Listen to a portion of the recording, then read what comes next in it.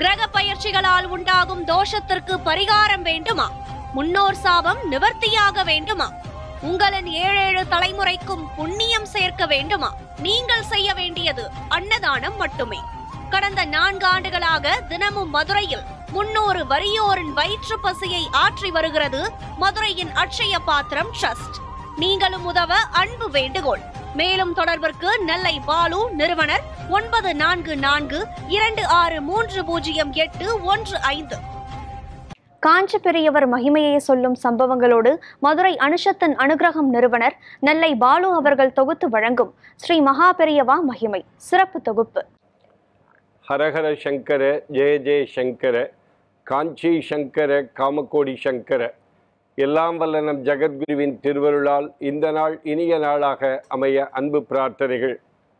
நடமாடும் தெய்வமாய் விளங்கி நானிலத்தில் உள்ளவர்களை எல்லாம் நல்வழிப்படுத்தி கொண்டிருக்கிற மகா பெரியவா உம்மாச்சி தாத்தா என்று எல்லோராலும் அன்பாக அழைக்கப்படுகிற காஞ்சி ஸ்ரீ சந்திரசேகரேந்திர சரஸ்வதி மகா சுவாமிகள் ஒருமுறை நம்முடைய காரைக்குடி அருகே இருக்கிற இளையாத்தங்குடியிலே முகாமிட்டிருக்கிறார்.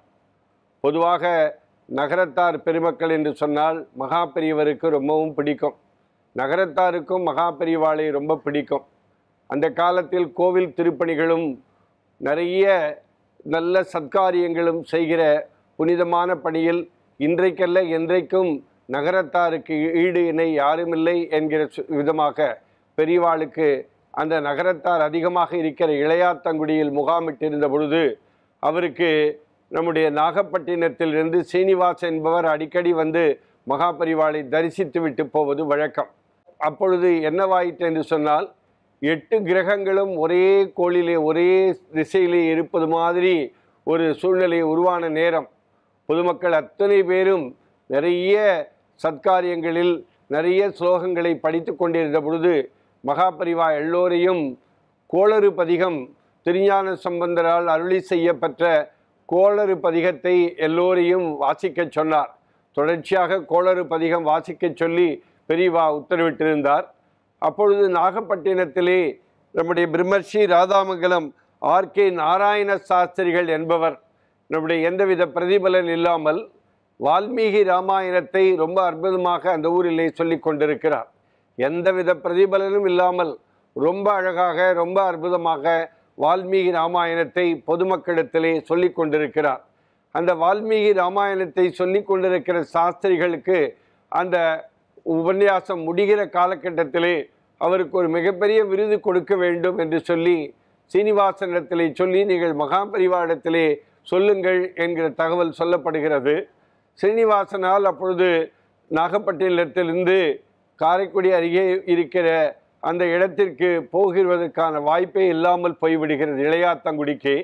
இப்போது சீனிவாசன் விவரமாக ஒரு கடிதம் எழுதுகிறார். இதுபோல நம்முடைய சாஸ்திரிகள் வால்மீகி ராமாயணத்தை ரொம்ப அற்புதமாக சொல்லி கொண்டிருக்கிறார்கள்.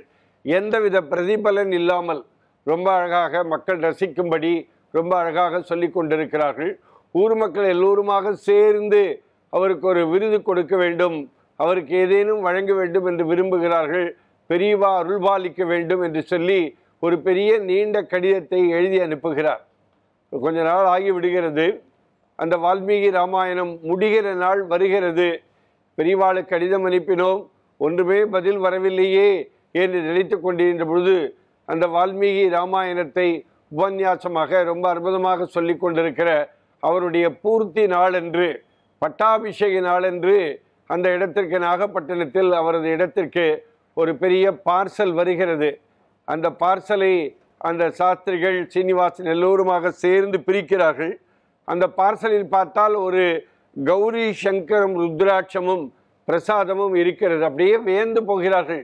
ஏனென்றால் நம்முடைய பிரம்மர்ஷி ராதாமங்கலம் ஆர்.கே. நாராயண சாஸ்திரிகளுக்கு ரொம்ப நாளாக ஒரு கௌரி சங்கரம் ருத்ராட்சம் அணிந்து கொள்ள வேண்டும் என்கிற ஆசை இருந்து கொண்டே இருந்தது. அது அந்த அற்புதமான ஆசையை நிறைவேற்றுகிற விதமாக மகா பெரியவாரிடமிருந்து அந்த கௌரி சங்கர் ருத்ராட்சமும் பிரசாதமும் வந்ததை பார்த்து ரொம்ப வியந்து போனார்கள். எந்த நேரத்தில் யாரை சரியாக கௌரவிக்க வேண்டுமோ அப்படி செய்பவர் நம்முடைய மகா பெரியவா.